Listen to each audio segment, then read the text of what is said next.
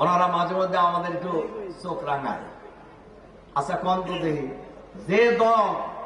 যে দলের কর্মী সমর্থকেরা, যে দলের ভোটারেরা আল্লাহ ছাড়া পৃথিবীর আর কোন শক্তিকে ভয় করে না, সেই দলের চক্ষু রাঙ্গায়া কোন লাভ আছে?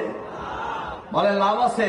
শহীদ আমিরে জামাত, দুর্নীতিমুক্ত মন্ত্রী, এ উপমহাদেশের অন্যতম প্রধান রাজনীতিবিদ, অন্যতম প্রধান আলেম মাওলানা মতিউর রহমান নিজামী সহ 11 জন শীর্ষ নেতাকে নির্বিচারে হত্যা করা হয়েছে।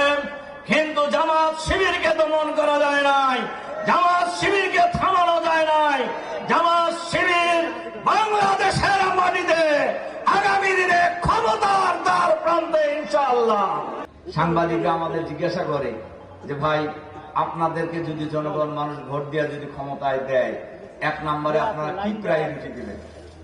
আমি বলি আমরা 1 নম্বর প্রায়োরিটি দেব, বাংলাদেশকে আমরা কারাপশন ফ্রি বাংলাদেশ বানাবো, দুর্নীতিমুক্ত বাংলাদেশ আমরা বানাবো আগামী দিনে ইনশাআল্লাহ।